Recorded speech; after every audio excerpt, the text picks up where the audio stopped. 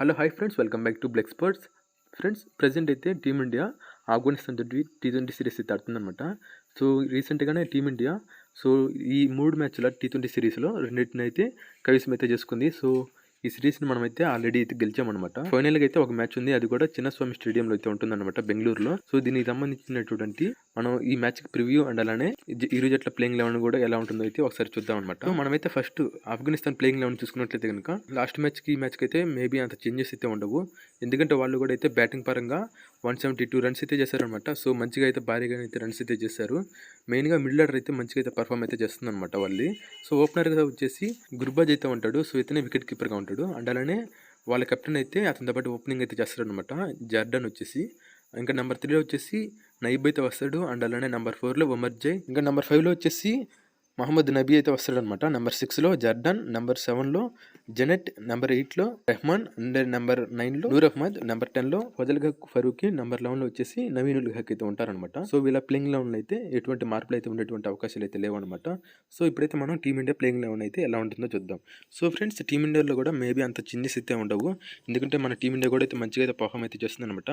బౌలింగ్లో లాస్ట్ మ్యాచ్లో చూసుకున్నట్లయితే ఎక్కువ పరుగులు ఇచ్చినప్పటికీ సో అదైతే బ్యాటింగ్ పిచ్ కాబట్టి వాళ్ళైతే ఎక్కువ రన్స్కి అయితే పోయారు. బట్ మన వాళ్ళు అయితే మంచిగా అయితే బౌలింగ్ అయితే చేస్తున్నారు కాబట్టి బౌలింగ్లో కూడా అంత మార్పులు అయితే ఉండవు.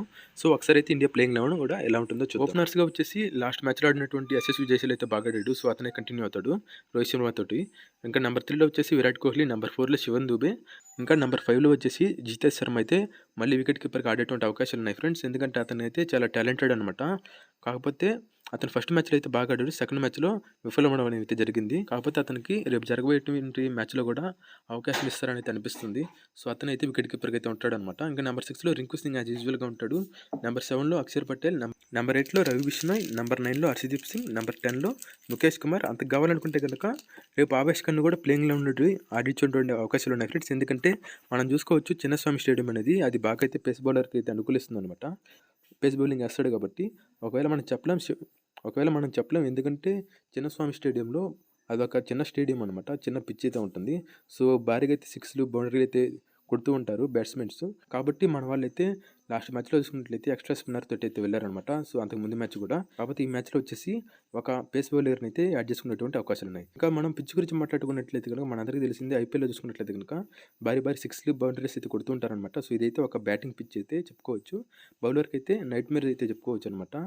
చాలా బౌండరీలు అయితే పోతూ ఉంటాయి బౌలర్స్కి, కాబట్టి వాళ్ళైతే జాగ్రత్తగా ఉండాల్సినటువంటి అవసరం ఉంటుంది.